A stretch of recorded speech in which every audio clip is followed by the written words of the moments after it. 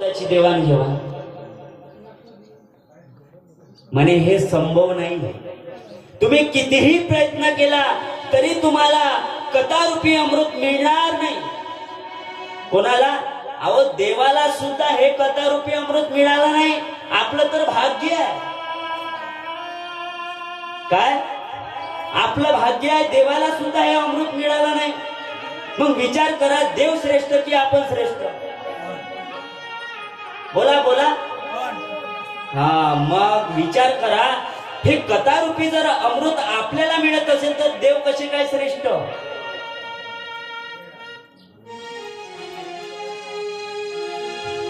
पण तरीही काही लोकांना समजत नाही। महाराज सांगू सांगू थकते, पण लोक नाही ऐकत, नाही का?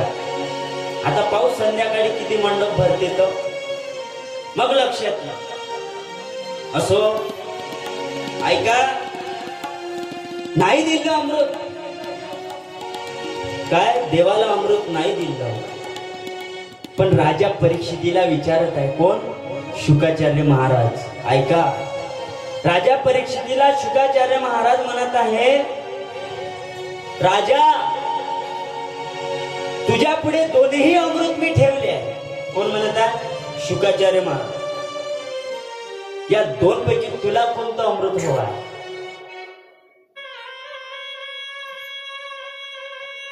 मला सांगा, राजा परीक्षितीने कोणतं अमृत ठेवलं आहे? स्वर्गातच ठेवलं ना? बरोबर आहे ना?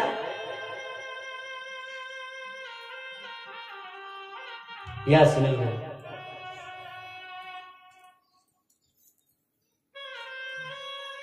कोणतं अमृत प्राशन केलं राजा परीक्षितीने? मी मागच्या वर्षी तर कथेत सांगितलं म्हणा, आम्ही विसरलो। तुम्ही होते ना सगळे? मी त्याच्यासाठी वारंवार वर्णन करून सांगत होतो का कथा म्हणजे कथा झाली पाहिजे। आपली जीवनाची व्यथा दूर करण्यासाठी कथा आहे, हे बरोबर आहे। आपल्या जीवनाची व्यथा दूर होते या कथेने, पण नुसतं कथेपुरतं मर्यादित नाही। आपल्या इथं ही कथा विराजमान झाली पाहिजे। नाहीतर काय, कथा सांगणारे भरपूर आहे। एवढे महाराज लोक आहे कचऱ्यासारखे पडले आहे। तुम्ही कुठूनही उचलून आणा ना शेमडा सामडा, तरी कथा सांगते आता।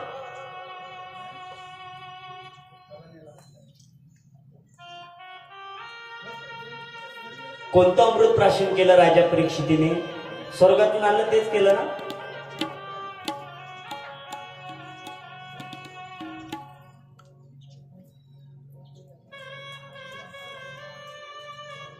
म्हणजे पुढच्या वर्षी महाराज आलात, त्याने जर सांगितलं हो राजा परीक्षितीने स्वर्गातलंच अमृत प्राशन केलं, तुम्ही म्हणणार हो तुमचंच बरोबर, 100% म्हणणार तुम्ही का? असं लक्ष ठेवा थोडं। राजा परीक्षितीने स्वर्गातला अमृताचा नकार दिला। काय बघा, स्वर्गातलं अमृत राजा परीक्षितीला मिळत होतं, तरी सुद्धा नकार दिला। नकोय मला ते अमृत, मला हे अमृत पाहिजे। कोणतं? हे कथा अमृत पाहिजे। शुकाचार्य महाराजांना सांगितलं, महाराजजी अरे हे अमृत जर मी पिलं स्वर्गातलं तर मी अमर होईल। काय? हे स्वर्गातलं जर मी अमृत पिलं मी अमर होईल।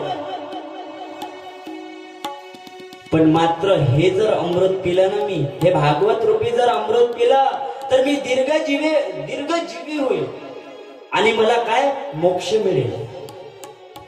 कोण म्हणत आहे? राजा परीक्षिती म्हणत आहे। नकार देऊन टाकला त्या स्वर्गातल्या अमृताचा। मला सांगा, आता आपल्या पुढे जर अमृत ठेवलं तर तुम्ही स्वर्गातलं अमृत पिणार 100%। कारण प्रत्येकाला वाटतं आम्हाला जीवदान हवं का? माणूस मृत्यूला घाबरतो का नाही? पण मृत्यू कशी पाहिजे लक्षात घ्या। मृत्यू आपला कसा आला पाहिजे? वंदनीय राष्ट्रसंत तुकडोजी महाराज फार वर्णन करतात। विधाता मृत्यू हो ऐसे, विधाता मृत्यू हो ऐसे, विधाता मृत्यू हो ऐसे।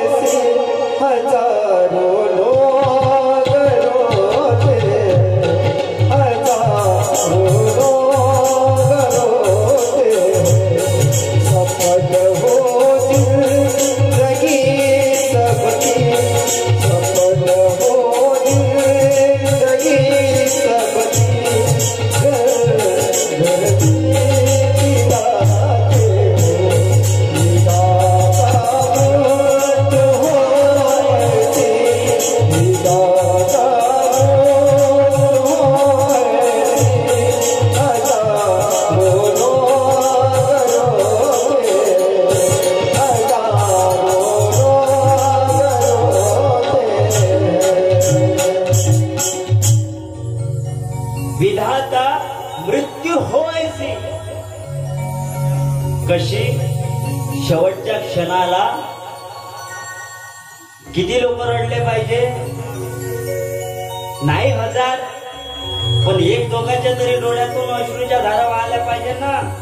नाही तर काही लोक म्हणते बरं झाला मेला तर, म्हणते काही लोक. बघा ना, मग सांगा याच्यासाठी काय महत्वाचं आहे? आपल्याला ते अमृत नाही महत्वाचं. कोणतं? स्वर्गातलं नाही, हे भागवत रूपी अमृत महत्वाचं आहे. जरा विचार करा. कारण ज्या माणसाचा जन्म झालेला आहे तो माणूस एक ना एक दिवस जाणार आहे, लक्षात घ्या. मग त्याच्यासाठी स्वर्गातलं अमृत कामाचं नाही, हे भागवत रूपी अमृत कामाचं, एवढं लक्षात घ्या. 7 दिवसामध्ये परीक्षिती राजा मुक्त झाला, निर्भय झाला. मग 7 दिवसामध्ये राजा परीक्षिती होत असेल तर आपण मात्र नक्की होणार. या कथेचा विधी फार मोठा आहे. एकदाचा प्रसंग आहे. नारद महर्षी पृथ्वी भ्रमण करत आहे. नारद महर्षी पृथ्वी भ्रमण करत आहे आणि पृथ्वी भ्रमण करत असताना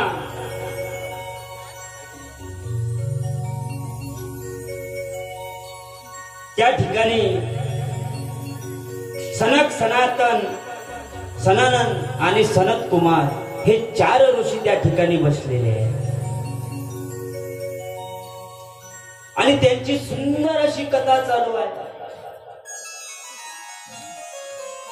एक कथा सांगणार तर 3 जण खाली बसणार, नंतर दुसरा कथा सांगणार परत 3 खाली बसणार, असा त्यांचा नित्यनेम चालू आहे. कोणाचा? हे 4 ऋषी ज्या ठिकाणी बसलेले आहेत त्या ठिकाणी सुंदर असं चिंतन सुरू आहे.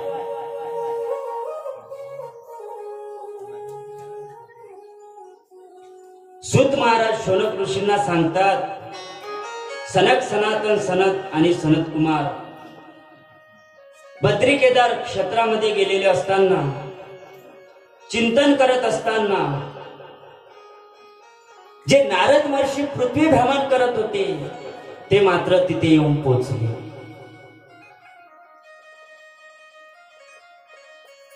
नारद महर्षीने सनकादिकांना पाहिल्याबरोबर नारद महर्षी सनकादिकांच्या जवळ गेले. नारद महर्षी आले म्हणून सनकांना आनंद झाला.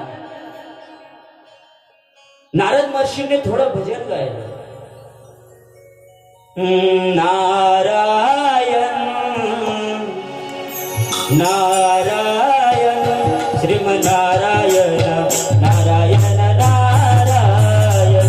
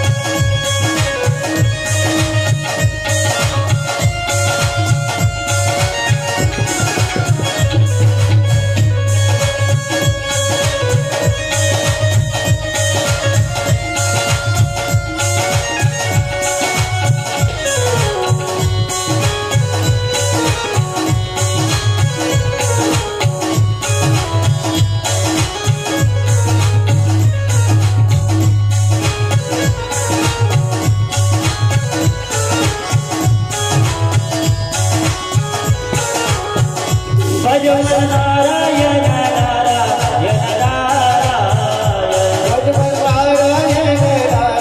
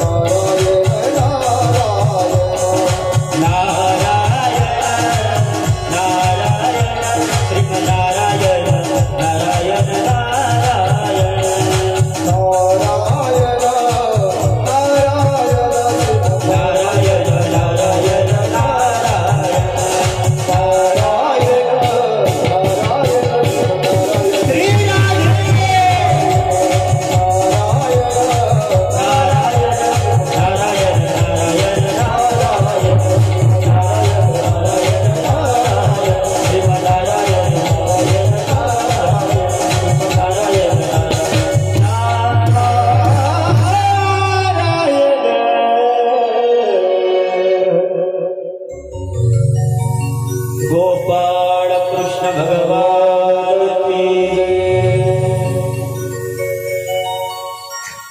त्या ठिकाणी नारद महर्षी येऊन पोचले। कुठे? ज्या ठिकाणी 4 ऋषी त्या ठिकाणी बसलेले आहे चिंतन करत।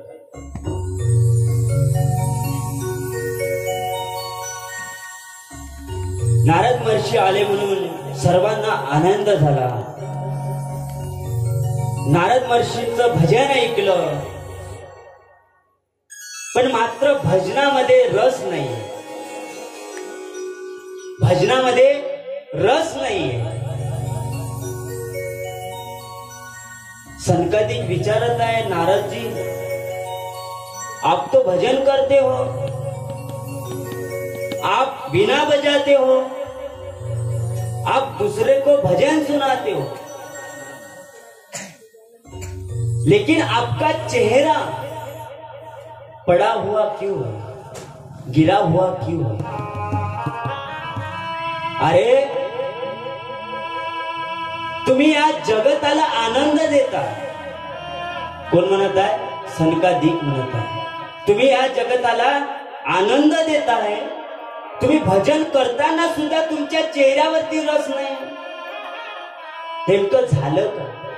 बघा, काही काही भजन करणारे लोकांचे चेहरे बघा, भजन करत तरी चेहरा मात्र त्यांचा कसा असतो, असा एकदम नाराज। भजन चांगलं म्हणतात, पण चेहरा मात्र पडलेला असतो, तुमचा नाही, म्हणजे कायमचा पडलेला असतात। आणि नारद महर्षीचं सुद्धा तेच झालेलं आहे। नारद महर्षी भजन तर करत आहे, जप चालू आहे, हाताने वीणा वाजवत आहे, पण मात्र चेहरा पडलेला आहे। कोणाचा? नारद महर्षीचा। आनंद नाही आहे चेहऱ्यावरती, नाराज आहे। सनकादिक विचारत आहे, नारदजी तुम्ही देवाचं एवढं भजन करता आणि हा तुमचा चेहरा पडलेला, असं बरं वाटत नाही। नेमकं झालंय का? तुमच्यावरती असं कोणतं दुःख आहे? तुमच्यावरती कोणता दुःखाचा डोंगर पसरलेला आहे? जरा आम्हाला कळू द्या, त्या दुःखाचं निवारण झालं पाहिजे। बघा, एक सांगतो तुम्हाला, लक्षात घ्या, आपण संसारी जीव आहे आणि संसारी जीवाला जर समाधान पाहिजे नसेल, सुख पाहिजे असेल, शांती पाहिजे असेल, तर तुम्ही संसारातल्या जीवाने संसारातल्या जीवाला विचारू नये की आम्हाला समाधान, शांती, सुख कशाने प्राप्त होईल। लक्षात घ्या काय म्हणतो, संसारातल्या माणसाला कधीच विचारायचं नाही। संसारातल्या माणसाला जर तुम्ही विचारायला जाल तर तुमच्या घराचा सत्यानाश झाल्याशिवाय राहणार नाही। काय? लक्षात घ्या। पण तेच वाक्य तुम्ही एखाद्या साधू संताजवळ जाऊन बोलाल ना तर तुमच्या संकटाचं मात्र निवारण होईल. कोणाजवळ गेल्याच्या नंतर? साधू संतांच्या जवळ गेल्याच्या नंतर. एकच मार्ग आहे. आता मला सांगा, नारद महर्षी कोणाजवळ आलेले आहे? सनकादिकाजवळ. ते संत सनकादिकाजवळ आलेले आहे आणि संत ते विचारत आहे, सनकादिक विचारत आहे, नारद महर्षी तुमचा चेहरा असा का पडलेला आहे? तुम्ही का दुःखी आहे?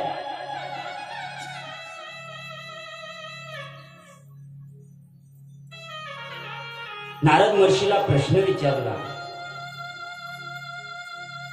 त्यावेळेस नारद महर्षी म्हणत आहे, माझं दुःख जरा जगाच्या व्यतिरिक्त दुसरं आहे.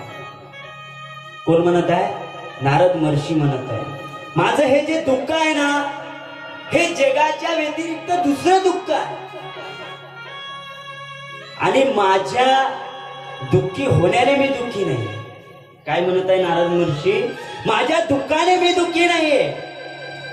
मग कोणाच्या दुःखाने तुम्ही दुःखी आहे? तुमच्या दुःखाने जर तुम्ही दुःखी नाहीये तर मग कोणाचं दुःख घेऊन फिरत आहे तुम्ही सोबत? एक लक्षात घ्या, आपल्याला जेवढं दुःख नाही ना त्याचे चारपट दुःख त्या भगवंताला आहे. लक्षात घ्या. कारण जन्माला आपल्याला त्याने घातलेला आहे. कोणे? त्या भगवान परमात्म्याने. आपला संवाद तो भगवान परमात्मा करतो. तुम्ही या 10 वर्षाचा कालावधी जर काढला ना, कोणाच्या घरी खायला अन्न होतो? कोणाच्या घरी अन्न होतं खायला? 10 वर्षाचा कालावधी आठवा. 10-15 वर्षाच्या अगोदरची अन्न मिळत नव्हतं लोकांना. आम्ही ते दिवस पाहिले. आता सर्व सुखसोयी आल्या का नाही आल्या? असा एकही माणूस नसेल की त्याच्याकडे पैसा नाहीये. असा एकही मनुष्य नसेल की त्याच्याकडे धनधान्य नाहीये. आणि असं एकही घर नसेल की त्या घरामध्ये सोनं नाहीये. काय म्हणतो मी? एकही घर सापडणार नाही जगातलं असं एक तरी मला घर दाखवा की त्या घरामध्ये सोनं नसेल. का आहे एखादी भिवापूर मध्ये घर असं का त्या घरामध्ये अजिबात सोनं नाहीये? आहे का महिला मंडळी? तुम्ही म्हणाल आता पाहिले चला, नाही का? जाण्याची गरज नाहीये. मलाच माहित आहे ना, प्रत्येकाच्या अंगावरती एक सोन्याचा तुकडा आहे. मग सांगा आपण कशाने दुःखी आहे? आपण कशाने दुःखी आहे? जरा विचार करा. सांगू दुःखी कोण आहे? सांगू का दुःखी कोण आहे? ज्या माणसाला देव आवडत नाही तो माणूस या जगात दुःखी आहे. एकच शब्द सरळ. ज्या माणसाला या जगतामध्ये देव आवडत नाही, त्याचं नामस्मरण आवडत नाही, या जगातला तो माणूस दुःखी आहे आणि तो माणूस सुखी नाहीये आणि आयुष्यात सुखी होणार नाही. का होणार नाही? ऐका. कारण जन्माला कोणी घातलं? त्या भगवान परमात्म्याने. आपण जन्माला आलो नाहीये. जरी आईच्या उदरातून जन्माला आलो, जन्म जरी तिने दिला, पण मात्र जन्माला घालणारा तो आहे. त्याच्यामुळे आपण या जगतामध्ये आलो. लक्षात घ्या. लोकांना अहंकार आहे. देवळात गेल्याने काय होतं म्हणते ना लोक. पण अरे तुझ्या घरी भरपूर आहे, शेती आहे, धनधान्य आहे, 4 मजली नाही 10 मजली घर असेल, हे काय कामाचं? झोप येत नाही ना, रात्री गोळ्या घेऊन झोपते झोपेच्या. मग काय कामाचं? मेला तर काय सोबत घेऊन जाणार आहे? इथंच राहणार आहे. विचार करायला पाहिजे. नारद महर्षी सुद्धा म्हणत आहे, अरे मी माझ्या दुःखाने दुःखी नाही. मग तुम्ही कोणाचं दुःख घेऊन फिरता?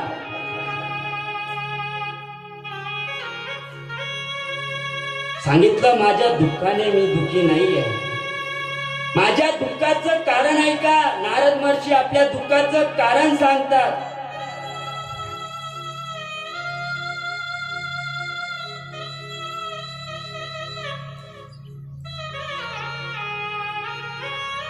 ज्या वेळेस मी पृथ्वीचं भ्रमण करत होतो,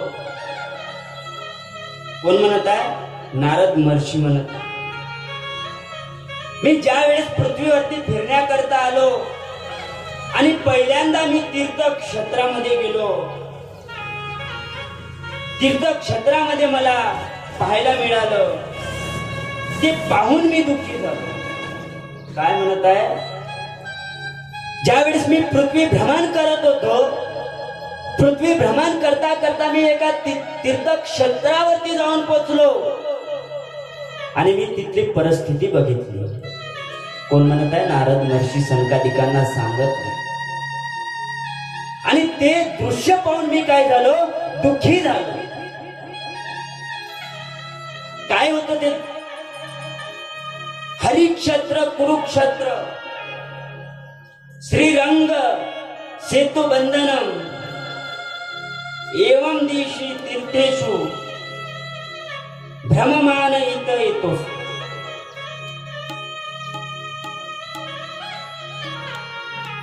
का दुःखी झालो? तिथे एक स्त्री आहे आणि 2 वृद्ध पुरुष आहे. पण ते बालक आहे. जे वृद्ध पुरुष आहे ना, ते बालक आहे आणि जी स्त्री आहे ती तरुण आहे. असं कधी होतं का? आईपेक्षा मुलं वृद्ध होऊ शकतात, म्हातारे होऊ शकतात, पण तिथे मुलं म्हातारे आहे आणि आई मात्र तरुण आहे. हे कसं काय शक्य? हे पाहून मी दुःखी झालो. कोण म्हणत आहे? नारद महर्षी म्हणत आहे. कारण जगाच्या पाठीवर असं दृश्य कुठं पाहायला मिळणार नाही. कारण आई तरुण असणार आणि मुलं म्हातारे, शक्य नाहीये. हे कशामुळे झालं? तर हे कलीमुळे झालं. हे कशामुळे झालं? कलीमुळे झालं. कारण तीर्थक्षेत्रामध्ये सत्य राहिलेलं नाही.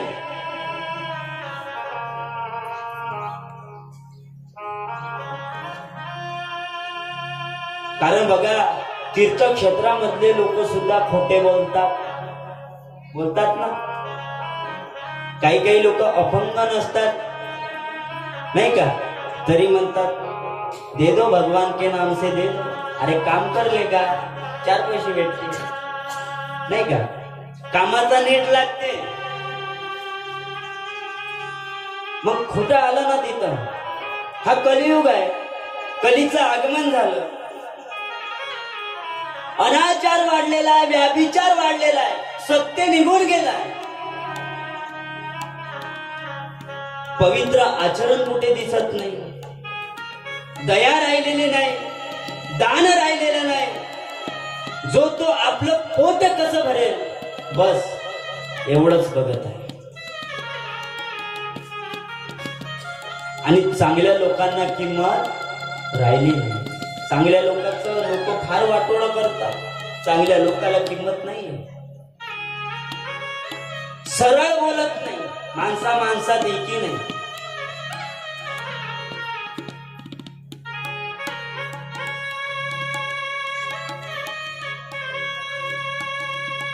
या कलियुगामध्ये हे सगळं पाहायला मिळत आहे. नारद महर्षी म्हणतात, घराघरामध्ये राग द्वेष चालू आहे, भांडणे चालू आहे, तंटे चालू आहे. कलीचं आगमन झाल्यामुळे हे सगळं आज इथे व्हायला लागलं.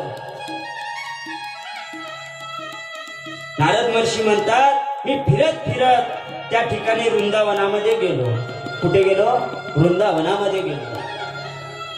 एक 16 वर्षाची दिव्य अशी सुंदर तरुण स्त्री रडत असताना दिसून आली. रडत आहे, डोळ्यामधून अश्रूच्या धारा वाहत आहे. कोणाच्या? त्या तरुण स्त्रीच्या. तिच्या आजूबाजूला अनेक स्त्रिया आहेत, त्या मात्र तिची सेवा करत आहे. पंखा देण्याचं काम, हवा घालत आहे. कोण? स्त्रिया, ज्या त्या तरुण स्त्रीच्या बाजूला बसलेल्या आहेत. आणि तिच्या समोर जे पडलेले आहे ते मात्र तिचे 2 पुत्र आहेत, जे वृद्ध अवस्थेमध्ये आहेत. ते 2 मुलं आहेत. मी रस्त्याने जात असताना तिने मला हाक मारली. तिने मला हाक मारले. हाक मारल्यानंतर मी जवळ गेलो आणि विचारलं, कोण आहेस तू? तू कोण आहेस असं विचारल्यानंतर तिने म्हणायला सुरुवात केली, अहम भक्ती. अहम भक्ती रीती ख्याता, मी भक्ती आहे. आणि हे जे दोन पडलेले वृद्ध पुरुष आहे हे माझे मुलं आहे. कोण म्हणत आहे? ती भक्ती म्हणत आहे. हे माझे दोन मुलं आहे. काय करावं कळेना. सांगितलं हे कशामुळे झालं? घोर असा कलियुग, घोर असा कलियुग आलेला आहे. मी आणि माझे मुलं ज्या ज्या ठिकाणी गेलो तिथे मात्र माझी उपेक्षा केली. त्यामुळे मुलं मात्र म्हातारे झाले. आणि माझ्या मुलाला घेऊन जेव्हा मी वृंदावनामध्ये आले ना, तेव्हा मात्र मला इथल्या लोकांनी स्वीकारलं. कोण म्हणत आहे? ती भक्ती म्हणत आहे. ज्या ज्या वेळेस मी इतर देशामध्ये गेले त्या देशामध्ये लोकांनी माझी उपेक्षा केली, मला हाकलून दिलं, माझा छेड काढला. पण ज्या वेळेस मी वृंदावनामध्ये आले ना, त्यावेळेस मात्र मी तरुण झाले, तरुण राहिले. पण मात्र माझी मुलं म्हातारे. इथल्या लोकांनी माझा स्वीकार केला, मला खाऊ पिऊ घातलं, माझं पोषण केलं. त्याच्यामुळे मी पुन्हा तरुण झाले. पण माझे दोन पुत्र त्या ठिकाणी म्हातारेच राहिले. त्यांना कोणी विचारत नाही. भक्ती नारद महर्षीला म्हणते, तुम्ही भगवंताचे भक्त आहात. माझ्या दोन मुलांना तरुण करण्याचे काम तुम्ही करू शकता. नारद महर्षीने धीर दिला. कोणाला? भक्तीला. म्हणते, घाबरू नकोस, मी तुझ्या पाठीशी आहे. या दुःखाचं निवारण आम्ही काहीतरी करू. धीर दिला. पण करायचं काय? विचार पडला ना.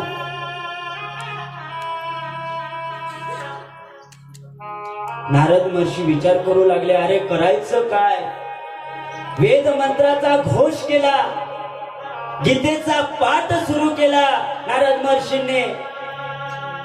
मात्र जे वृद्ध पुरुष होते ते उठून बसायचे, थोडे तरुण अवस्थेमध्ये यायचे. पुन्हा गीतेचा पाठ बंद झाला की पुन्हा वृद्ध अवस्थेमध्ये जायचे. कोण? हेच मुलं. नारद महर्षीच्या लक्षात येत नाही, अरे काय करावं? अरे ज्या गीतेमुळे सर्व आज जग ज्या गीतेमुळे चालत आहे त्या गीतेचा पाठ यांना ऐकवला तरी सुद्धा मात्र यांच्या संकटाचं निवारण होत नाही. काय करायला पाहिजे? नारद महर्षी त्या मुलांच्या जवळ गेले. पुन्हा विचार करत आहे, काय करावं, काय करावं. कारण बघा, नारद महर्षी सुद्धा ज्ञानाची गंगा. कोण? नारद महर्षी.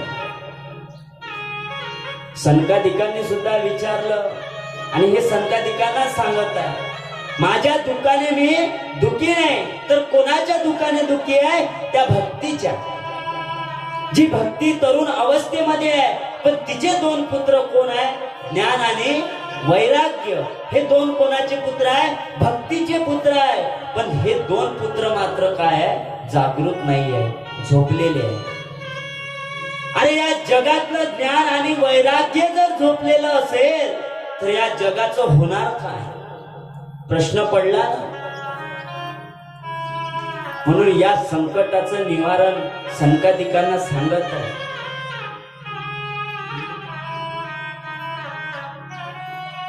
नारद महर्षी म्हणत आहे, तुम्ही काय आहे? संकादिक संत आहे. तुम्ही संकादिक संत, तुम्ही संकादिक संत, तुम्ही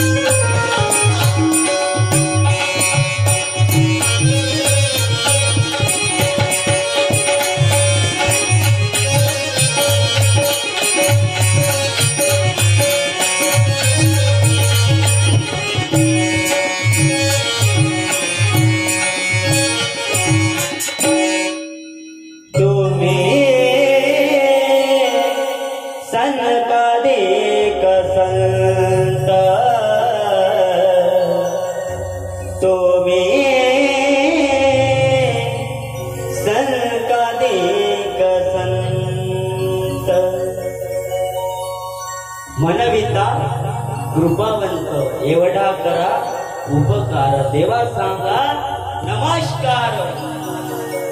बघा संताजवळ गेल्याच्या नंतर आपल्याला प्रत्येक गोष्टीचं काय होत असते, निवारण होत असते। आपल्याला जर दुःखाची निवृत्ती करून घ्यायची असेल तर कोणाकडे जाण्याची गरज आहे, मी सांगितलं संतांकडे जाण्याची गरज आहे, अन्यथा कोणालाही विचारायची गरज नाही। एवढं मोठं भक्ती देवीवरती दुःख कोसळलेलं आहे आणि या दुःखाचा डोंगर घेऊन नारद महर्षी कुठे जाऊन पोचले, सनकादिकापर्यंत आलेले आहे। मला सांगा देवाकडे जाता येत नव्हतं का? देवाकडे जाता येत नव्हतं? जाता येत होतं, पण आपल्या संकटाचं निवारण करण्यासाठी आपल्या जीवनात पहिले महत्वाचं कोण आहे? साधू संत महत्वाचे। अरे एका अर्थी तुम्ही देवाची पूजा केली नाही केली तरी चालत, पण साधू संतांचा अपमान तुमच्या हातून झाला नाही पाहिजे, लक्षात घ्या. काय? कारण साधू संतांचा अपमान देवाला मान्य नाहीये.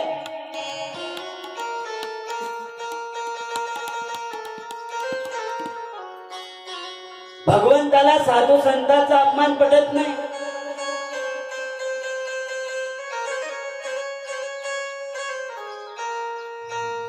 कारण आपलं नाही बघा, कधी कधी अपमान करतो दारावरती आलेल्या लोकांचा, नाही का? कधी कधी दारावर आपल्या येत असतात. आता तो कोणाच्या रूपात कोण येईल सांगता येत नाही. एक लक्षात घ्या, आपल्याला माहित नसते. कारण एकनाथ महाराजांनी सुद्धा श्वानामध्ये काय बघितला? भगवंत. एकनाथ महाराजांना माहित होत.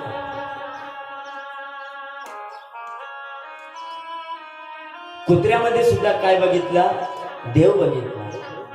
आपण दारावरती कुत्रा आला तर हट हट हट हपळून देतो ना, बरोबर आहे का नाही? नाहीतर काडी घेऊन मारून देतो. पण तुम्हाला माहित आहे की नेमकं त्याच्या रूपामध्ये कोण येतं कधी? बरं माहित आहे का? नाही माहित. अरे कोणाच्या रूपामध्ये कोण येईल सांगता येत नाही. बघा लक्षात घ्या, आपल्यावरती जर एखादी संकट कोसळलं असेल, आता काल आमच्यावरती येता येता एक संकट आलं होतं. कोणतं? येता येता गाडीतलं पेट्रोल संपलं, आम्ही अडकलो अर्ध्यामध्ये. आता आम्ही विचार करून राहिलो, खोटं नाही सांगत, आमच्या बाबाजींना माहित आहे.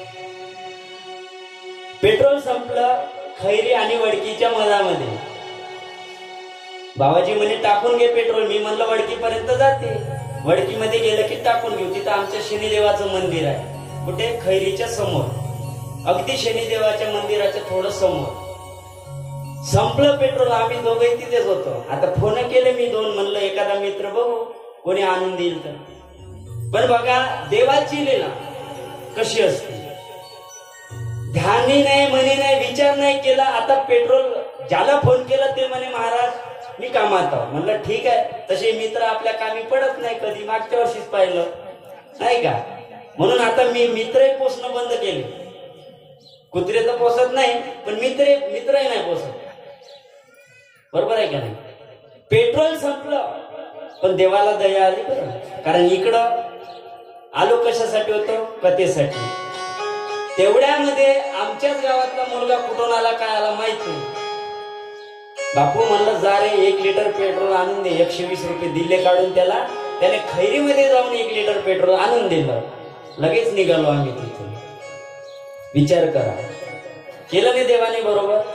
ध्यानात नाही, मनात नाही. म्हणजे आता तुम्ही म्हणा ते आलं म्हणून तुम्ही पाठवलं, पण त्याला पाठवणारं कोण होतं?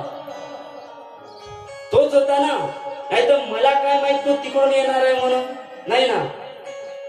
हे भगवंताची लीला आहे, लक्षात घ्या. भगवान परमात्मा कधी कोणाच्या रूपात येईल आपल्याला सांगता येत नाही. मला हे सांगायचं आहे. मग त्यासाठी संतांचा अपमान झाला नाही पाहिजे, लक्षात घ्या. हे महत्वाचं आहे. नाहीतर साधू संत येती घरा, खिडक्या दरवाजे बंद करा असं म्हण आहे. तुमच्या गावचे लोक करत नाही, मला माहित आहे, बंद दरवाजे. कारण लोक चांगले आहेत. कसे चांगले आहेत? संध्याकाळी सांगेन मी कसे चांगले आहेत, आता नाही सांगत. कोण जाणे दैव हे देते कधी प्रभूच्या पदा. कोण जाणे दैव हे देते कधी प्रभूच्या पदा. प्रभूच्या पदा कासलो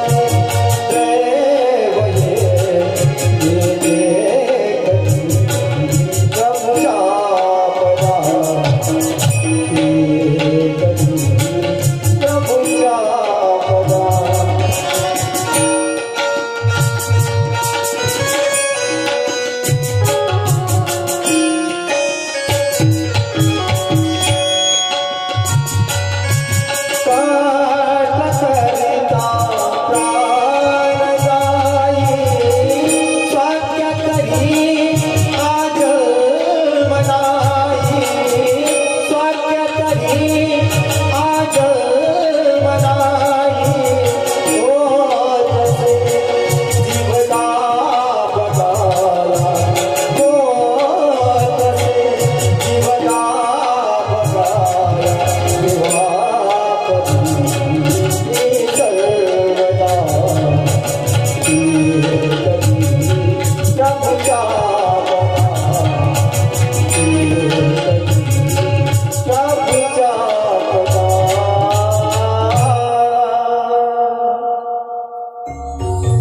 गोपाळ कृष्ण भगवान